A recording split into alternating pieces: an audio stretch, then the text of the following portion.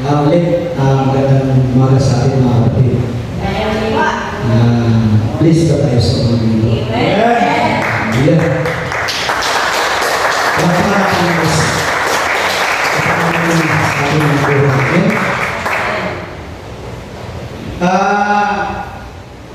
Kayo lahat naman siguro makakilala sa akin.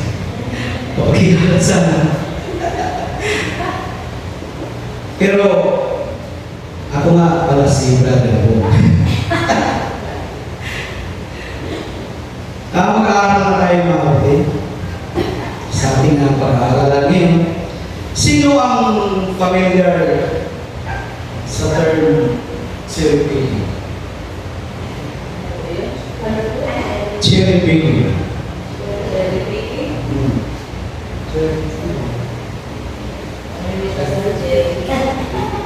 Alam ba natin kung bakit tinatawag siya na cherry picking? Siyempre, dahil ako nag-aaral at ako matuturo sa inyo, ako lang yung magsasabi. Amen?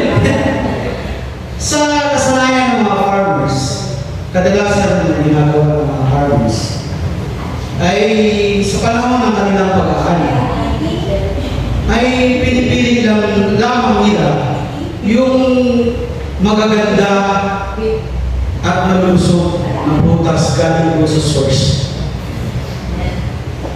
So kung tawagin niya ay cherries. Diba? Malis po yung pagkawagin ko dahil mabigat na matigas sa hindi ninyo masyado.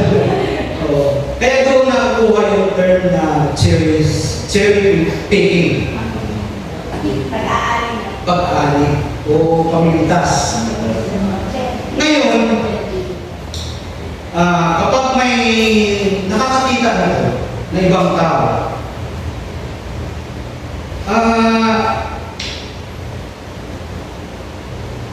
malalaman nila o makikita nila na ito yung maganda, maganda sa mata nila, masarap sa pakiramdam nila pag nakita yan. Dahil pintas ng farmers na ito'y magagandang klase o Pilipino o Pilipin na. Pero, akalain natin na ang lahat ng bunga na produce ay magaganda ito. Pero ang totoo, nagbabase lang sila doon sa napitas o nagsiripin na o napili ng farmers. Kaya kung minsan, ganyan din sa ating mga buhay mga kapatid. Na may tendency tayong mag-cherry-pick ng mga bagay sa ating buhay natin na gusto natin i-highlight sa ating mga buhay. Dahil ang tingin natin dito ay maganda sila at sapat na sila para gawing patotoo ng buhay natin. Mimili tayo. Kaya kung minsan, yung ating mga patotoo, 20 years na nakalipas, 10 years na nakalipas, 5 years na nakalipas, sa taon na nakalipas, na simula nang tinanggap ko ang Panginoong Hesus, hindi na ako nag-iinom, hindi na ako nagsusugal, hindi na ako nagmumura, hindi na ako nagbababae, kung ano-ano ba. Diba? Na para bang yung buhay Kristiyano natin ay nakatungtong lang sa mga ilang bagay sa buhay natin na tinatawag natin life testimony. Yung magandang estilo na akala natin ay okay. Kristiyano pa rin tayo. Diba?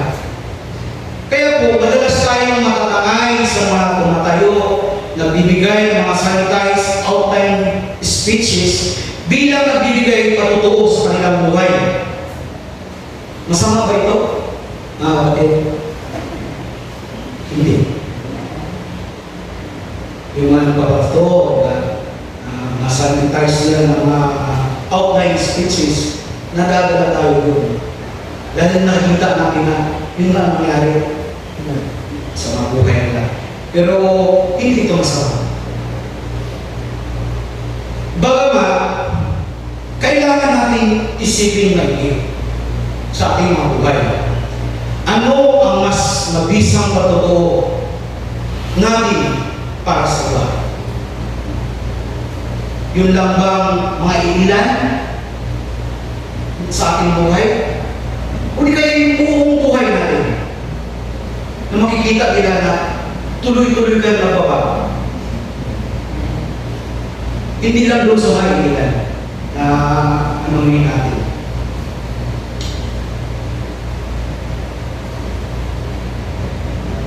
Kung tatanungin tayo ngayon,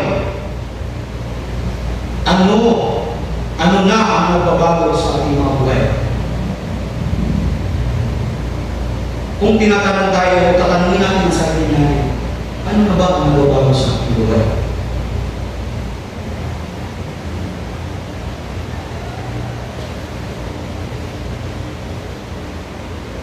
Kung mayroon man mga nadadagdag na naman sa atin, tulad yung pag-aaral ng salita ng Diyos, pakikinig ng salita ng Diyos, ano ba yun ang may dudulot nito na mabuti sa ating buhay?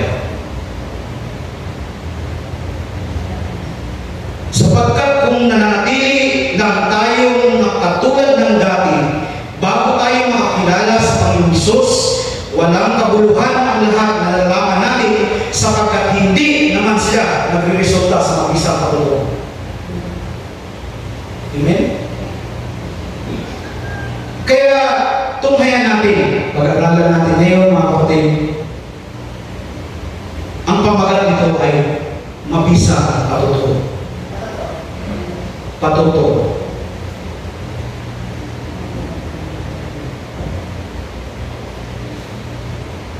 Doon sa ating mga buhay, minsan sa ating, yun yung ating highlight na yung mga kanyang mga ilan-ilan sa ating buhay na tayo binawag ng Diyos. Mga ilan-ilan, pero ang gusto ng Diyos, hindi lang doon tayo nakatulog, kundi yung buong buhay natin mga kapatid. Basahin natin yung Colossians 3:5-17. Mahaba-haba ito, pero kailangan natin basahin din. Napakagandang paalaala sa ating mga buhay. Yung bago tayo makakilala sa Panginoong Hesus, kung ano yung ginawa natin sa ating pamumuhay, kung ano yung saan natin dinadala ang ating mga sarili, kung saan natin dinadala at pinupukus ang ating mga isip habang tayo sa labas, mga kapatid. Kung tinatayuan ba natin ang ating pagka-Kristiyano. Diniya ako sa sariyak. Para sabay-sabay tayo bukas. Basahin natin ito ng sabay-sabay mga kapatid.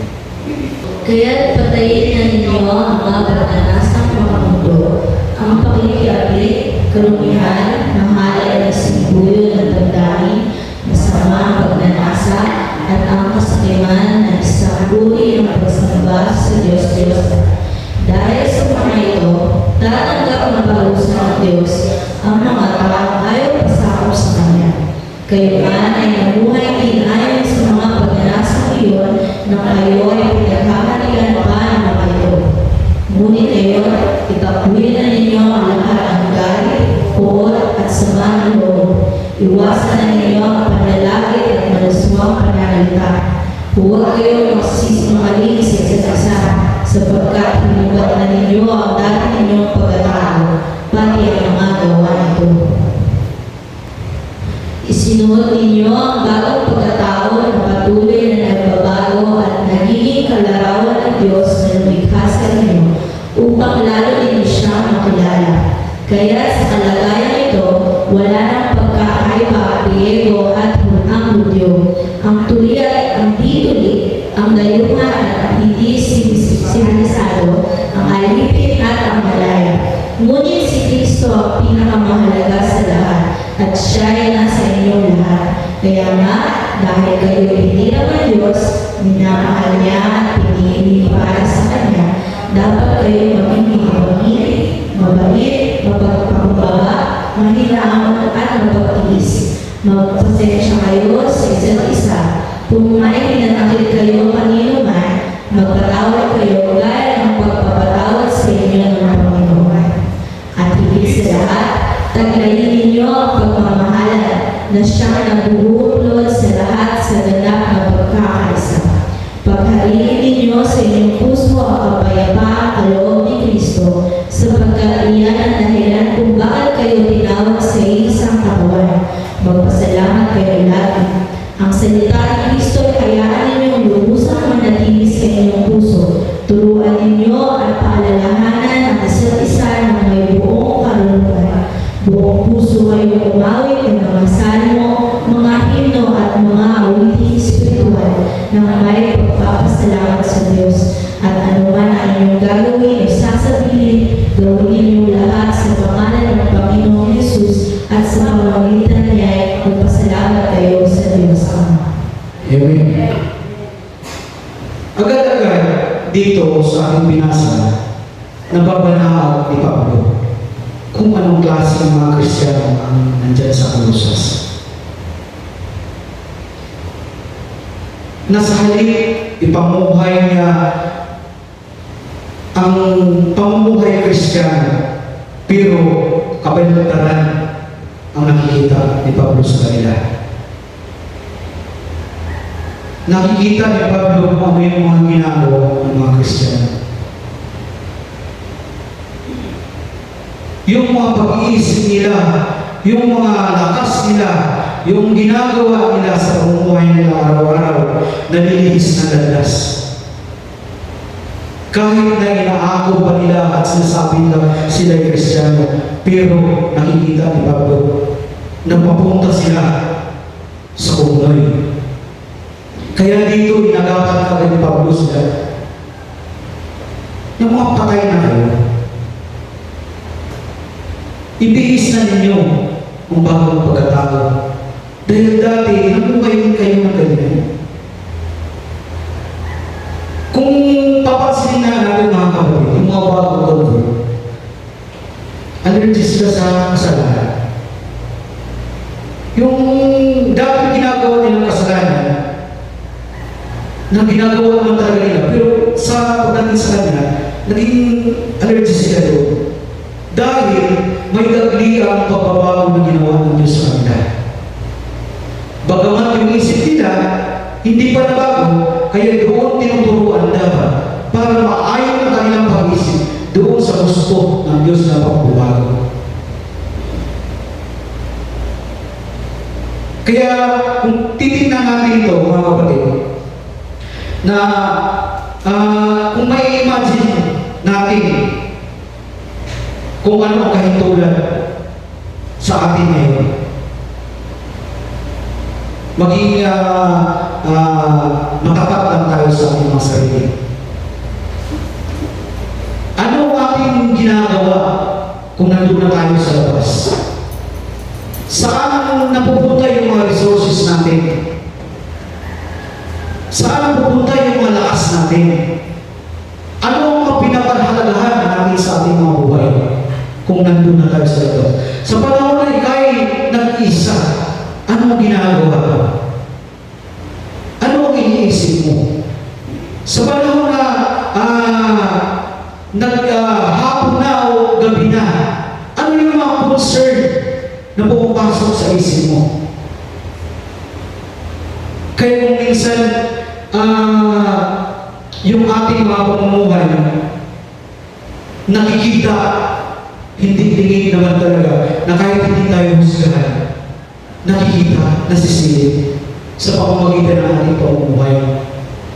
Kung ano nga tayo, lumalago ba tayo hindi? Hindi naman natin saklaw yung husgahan natin yung kalooban niya, pero lumalabas, nagagawa niya, mga kapatid. Kaya kailangan natin i-evaluate yung ating mga sarili kung paano nga tayo maging mamuhay bilang Kristiyano, mga kapatid. Sana po ba nahahayag ang ating pagtuo bilang mananampalataya? Una, sa ating buhay at pamumuhay mismo, mga kapatid. So, yung sabi ko nga, yung daily routine natin, yung ating mga ginagawa araw-araw, yung pakikisalamuhan natin sa ibang tao, maganda ba yung ating mga patutulong sa kanila? Dahil sabi ko kanina, kung balikan ko kanina, sapagkat kung nanatili lang tayo katulad ng dati bago tayo makakilala sa Panginoon Hesus, walang kabuluhan.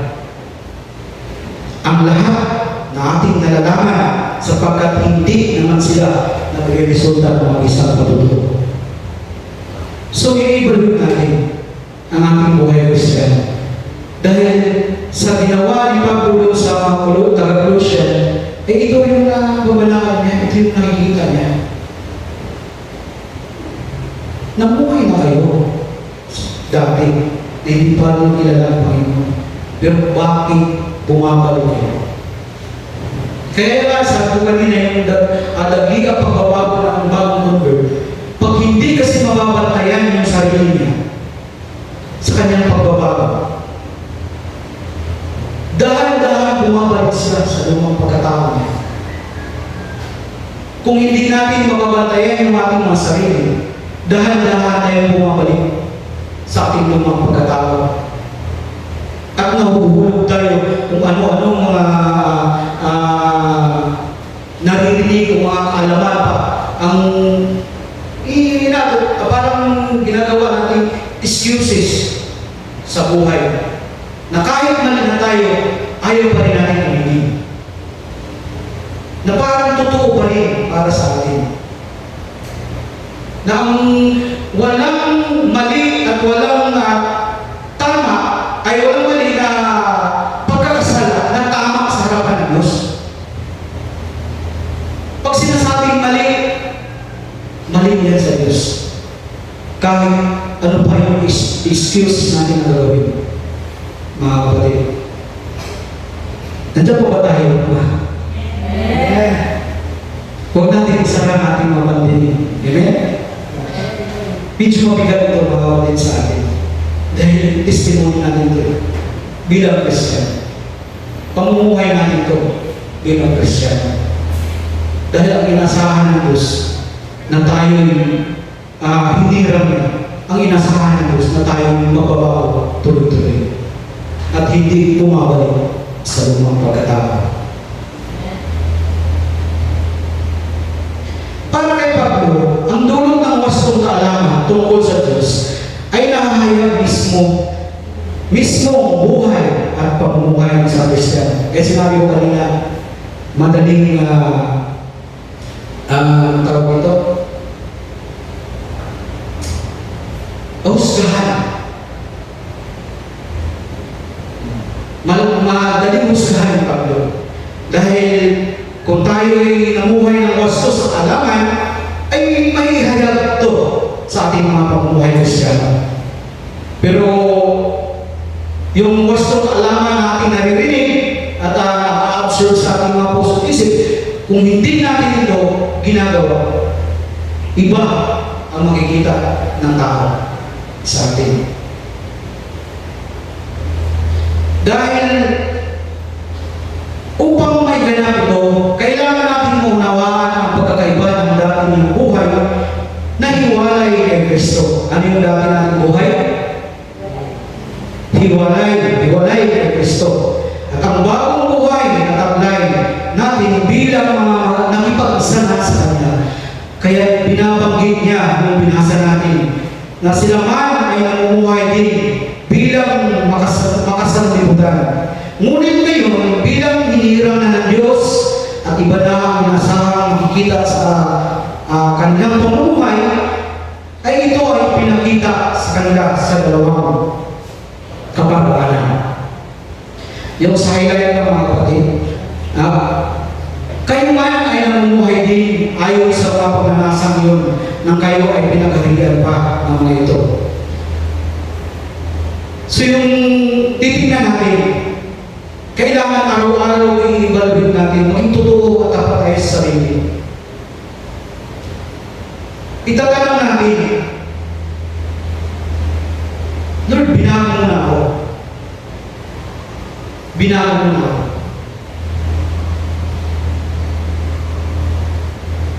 Kailangan mag-step forward tayo, hindi backward.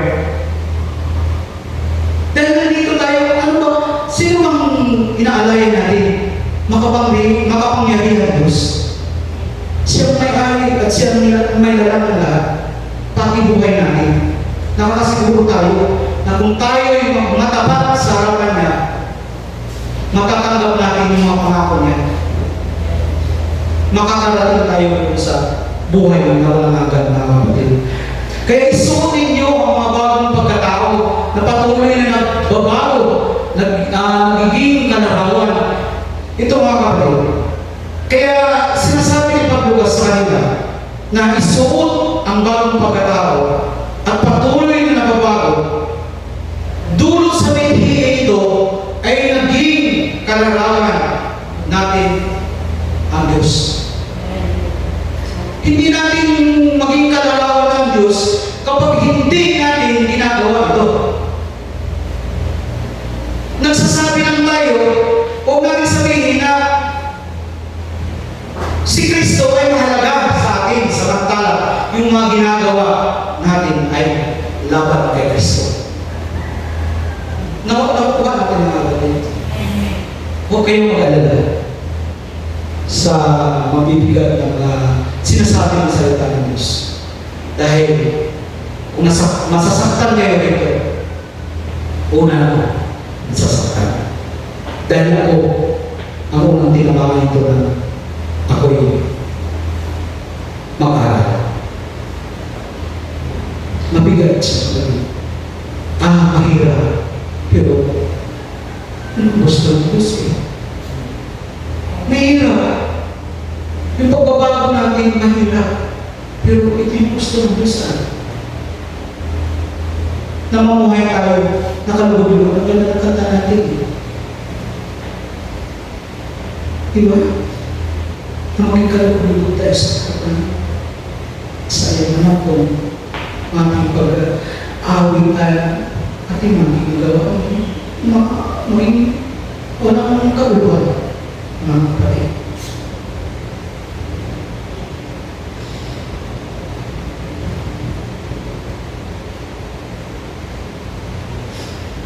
Dito, dati at bagong buhay. Una, sa dating buhay na hiwalay kay Kristo. Sa pangalawa, sa ating kasalukuyan at bagong pagkatao. Dito sa Colossians 3:5-7, sabi nga ni Pablo, alihin ang sarili bilang namatay na sa kasalanan. Kaya patayin na ninyo ang mga pagnanasa ng mga mundo.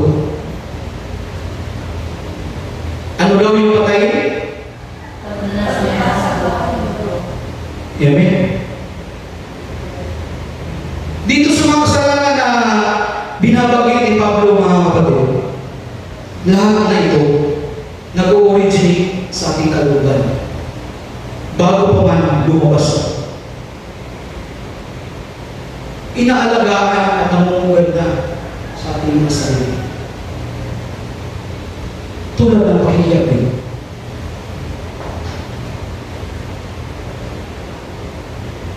Sabi nga ng salita ng Diyos, sino man ang tumingin sa kanyang kapwa at may halong pagnanasa, siya ay nakikiapin na. Hindi ibig sabihin na magkasala ka na gumawa ka na ng sexual act. Dito pa lang sa iniisip mo na nakasala ka na. Amen? Kakasala na tayo.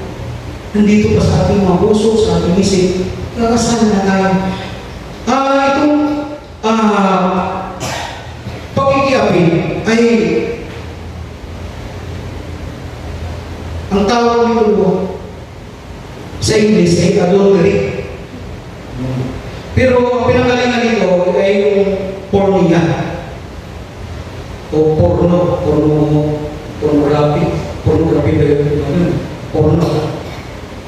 Tapos, ano siya, ng sexual immorality.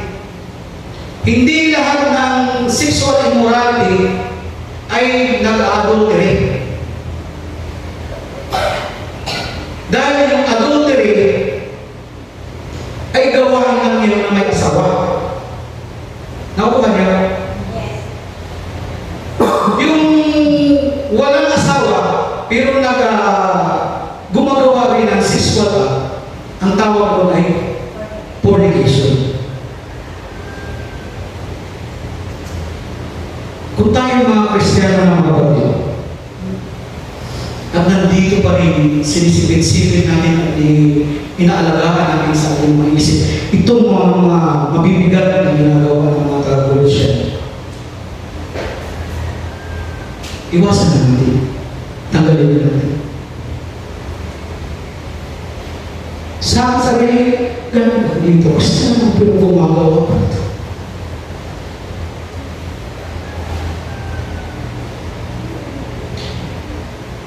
Grabe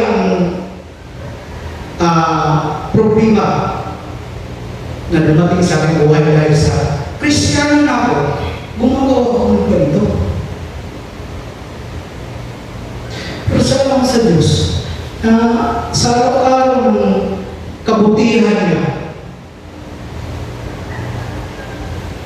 kailangan ng Diyos na mabago tayo.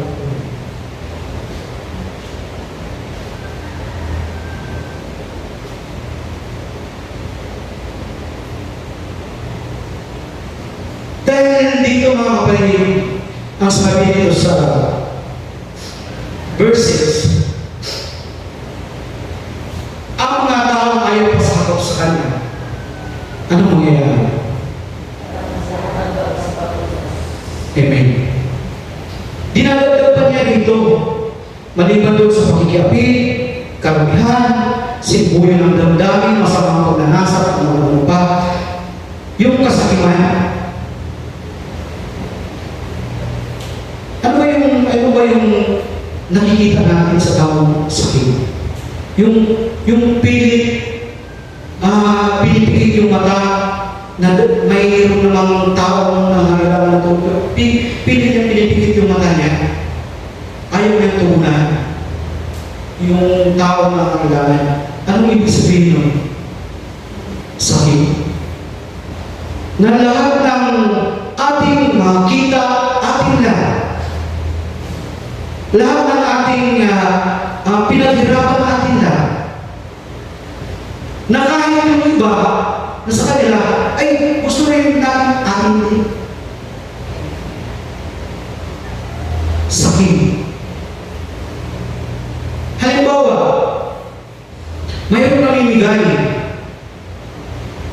na kung ano lang pinamimigay. Usually, ang ginagawa ng tao, kumukuha siya doon sa box. Lahat ng gusto niya, mabibigyan niya. Hindi siya nag-iisip na may maraming tao na mga kailangan din. Anong tawag yun? Sakit. Halimbawa, pupunta tayo sa party. Dadamihan natin yung pagkain para makapunto tayo mamayang hapon hanggang kinabukasan. Ito'y ginagawang biro. Pero ano tawag dito? Sakit pa rin. Nagre-resulta ito na pagsamba ng Diyos-Diyosan. Mayroong isa pa hangas. Sa ating mga Kristiyano, na hindi tayo tumutupad doon sa ituntunin ng Diyos para sa atin. Pagdating sa ating text, maliban na tayo magnanakaw, hindi pa natin tumutupad doon para sa Diyos. Anong tawag sa atin? Sakit. Kaya sa araw-araw ng ating buhay, mga kapatid, kailangan natin iibagin talaga. Iibagin natin ang ating sarili habang namumuhay tayo sa mundo ito. Dahil madali tayong matangay kung ano-ano na ating makikita. Kaya kailangan ng ating mga sarili, ang ating mga pag-iisip ay nakatuon dapat sa Diyos. Nasa halip na tayo'y mag-aaral ng salita ng Diyos, kung saan tayo pupunta, hindi natin pinapansin yan. Nasa halip na mag-Bible study tayo, walang tumutugon, online pa yun. Kung ano ang ginagawa natin, na walang kabuluhan. Nasa halip na mag-prayer meeting tayo, wala din gumagay. Nasaan? Wala din mga kapatid. Amen. Amen.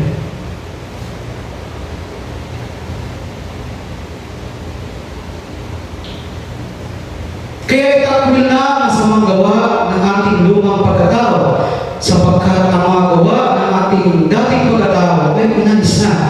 Ito yung sa Colossians 3:9. Sabi dito, ngunit ngayon, itakwil na ninyo ang lahat ng galit, puot, sama ng loob. Iwasan ninyo ang panlalaki at malalaswang panananda. Huwag kayong magsinungaling sa isa't isa, sapagkat hinubad na ninyo ang dati ninyong pagkatao, pati ang gawa nito. So, ini-inject ito ni Apostol Pablo doon sa mga taga-Colosas na itakwil na. Ako pa rin ito, kayo pa rin yan, pero sa harapan ng Diyos, tayo binago na. Nawala na yung dati nating pagkatao, kaya sa harapan ng Diyos, tayo bago nilalang na. Kaya, itakwil ang masasamang gawa. Itong galit po sa mga loob. Nakakalaya ba tayo dito mga kapatid?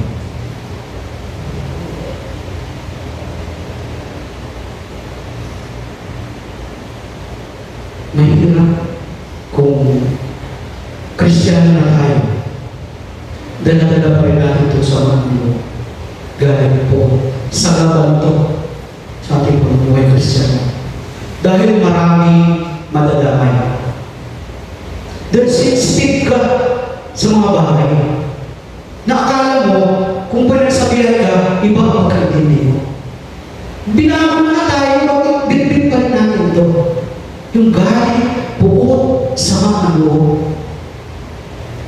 Kung nananatili pa rin sa ating mga sarili ito, hindi na tayo nagawa.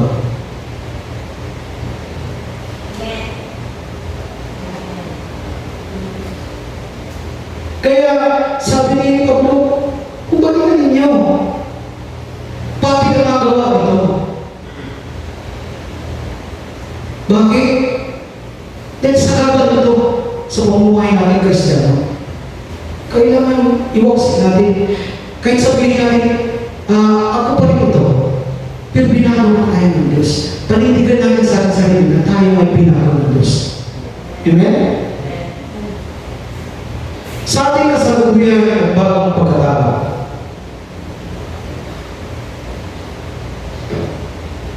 sabi nito, kaya nga dahil kayo hinira ng Diyos, minamahal niya at pinili para sa Kanya. Dapat kayo maging mahabagin, mabait, magpakumbaba, mahinahon at mapagtiis. Tagayin natin ito, mga kapatid. Amen? Ito yung gusto ng Diyos sa atin. Ito yung ini-inject ni Pablo doon sa mga Colosas na tagayin ninyo ito. Kailan ba tayo mahabagin?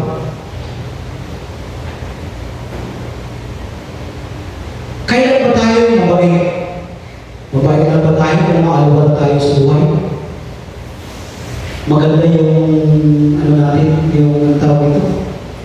mood. Diba? Mabait lang tayo kung okay yung mood natin, pero pagka hindi, masama yung mood natin, eh, hindi tayo mabait. Kaya tayo nagpakumbaba na kahit nandyan tayo sa grupo, nagpupumilit yung mga kasama natin na ihayag yung gusto niya kasama ang pagyayabang. Pero sa sarili mo, na mayroon dapat ikatapat sa kanya, pero inanakis mo, ibigay sa kanila. Yung kumbaga, ayaw mong tapatan sila, part na namin pagkukumbawa. Yung pag-amin ng ating mga kasalanan na dapat natin aminin. Pero kung pag hindi natin ito inaamin na tayo nagkakasala, saan doon ang pagpapagawa?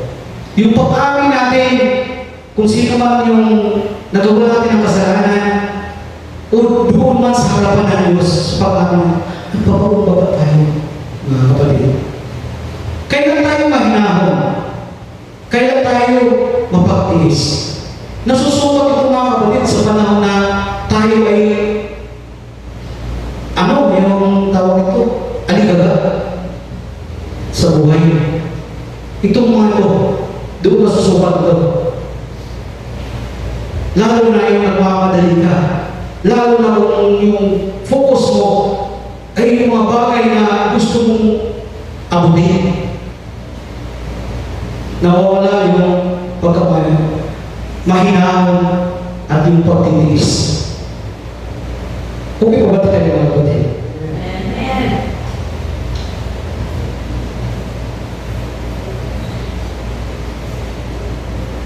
Taglayin na wasto pamumuhay ng isang nabago na tungo sa iba at sa kapwa, tungo sa sarili.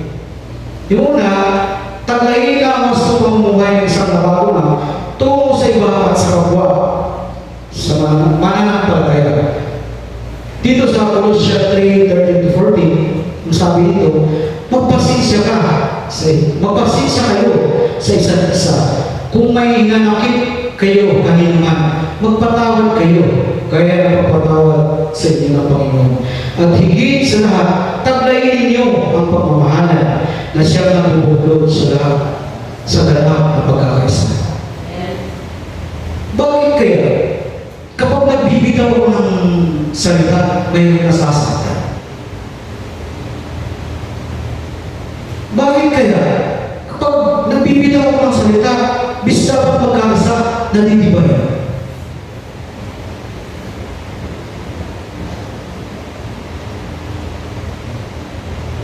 Tandaan natin mga kapatid, dito sa church, dapat masanay tayong masaktan. Dahil mismo tayo sa sarili natin, nakakapalaki tayo.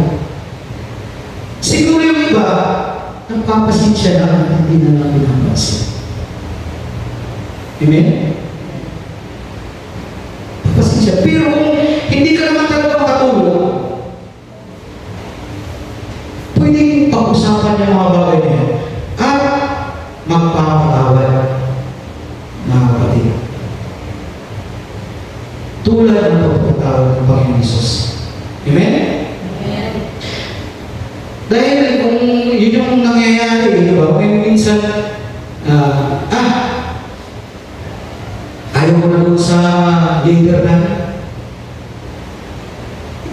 magtayo tayo ng ibang, dahil masyado siyang ibang magsalita. Masakit siya magsalita. So, kailangan natin magpapasensya dahil ito yung ini-inject ng Diyos, hindi lamang sa Colossians, kundi pati sa ating pamumuhay, sa ating sarili at sa kapwa mananampalataya mga kapatid. Na siya nagbubuklod sa lahat na ganap ng pagkakaisa. Dahil kung hindi tayo marunong magpasensya, hindi tayo marunong magpatawad, iwan ko lang kung anong tawag sa ating Kristiyano po tayo ngayon. Na Nauuha natin mga kapatid. Taglayin ang wasto pamumuhay ng isang nabago na tungo sa sarili. Sabi dito, paghariin ninyo sa inyong puso ang kapayapaang kaloob ni Kristo, sapagkat iyan ang dahilan kung bakit kayo tinawag sa isang katawan. Magpasalamat kayo lagi. Ang salita ni Kristo ay hayaan ninyong lubusang nanatili sa inyong puso. Turuan ninyo ang paalalahanan ng isa't isa na may buong karunungan. Buong puso kayo umawit ng masalmo, mga himno at mga espiritual, awitin espiritual ng may pasalamat sa Diyos. At anuman ang inyong gagawin, kung sasabihin, gawin ninyo lahat sa pangalan ng Panginoon Hesus at sa pamamagitan niya ay magpasalamat kayo sa Diyos naman. Paano mangyari yung paghaliin natin yung kapayapaan? Kung yung una nating pinag-aralan ay i-apply natin sa ating mga puso, mga kapatid, sa ating pagkatao bilang Kristiyano, makapamuhay tayo na may kapayapaan. Dahil sabihin natin, may ministry kang hinahawakan, pero hindi mo naman nare-resolve yung mga problema mo personal. Ang tanong, nakakapagtulog pa rin ba siya sa kanyang ministry? Nagagawa pa rin ba niya ang kanyang ministry? Nagagawa pa rin? Pangalawang tanong, sa kanyang paghanap ng kanyang ministry, nalulubog ba ang Diyos? Hindi. Kaya natin mag-as-if. Kahit may hinanakit tayo sa iba, kaya natin gawin yun eh. Diba? Kaya natin gampanan pa rin yung mga tungkulin natin. Kaya pa rin natin mag-speak in tongues. Pero pagdating sa kayo, hangin na rin. Walang kabuhan. Diba? So, yung mga bagay na alam natin na nakakasagawa, hindi tayo mapayapa doon mga kapatid. Dahil ang nagpapayapa lang sa atin, kung ang salita ni Kristo ay lubusang mananatili sa ating mga puso. Walang kaproblema-problema. Lahat ng gawain sa church, kaya mong sabihan. Lahat ng Bible study, kaya mong daluhan. Kahit pa prayer meeting, aabot ng alas 12, kaya pa rin daluhan. Walang kaproblema.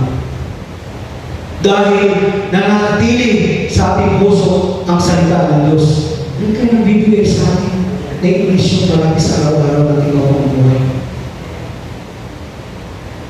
At sa naman ang iyong gagawin, eh sabi mo, mahirap naman yung magturo tayo. At pagdating sa ating mga sarili, hindi tayo natuturuan. Wala kang karapatan magturo sa kapwa mo kapag yung sarili mo hindi natuturuan. Walang problema magturo sa mga kasamahan natin na nalilis ng landas. Kung tayo sa sarili natin ay natuturuan din. Kung tayo natuturuan sa ating mga sarili, ay kaya rin natin matuturo sa iba. Amen? Ito po tayo? Amen. Hallelujah.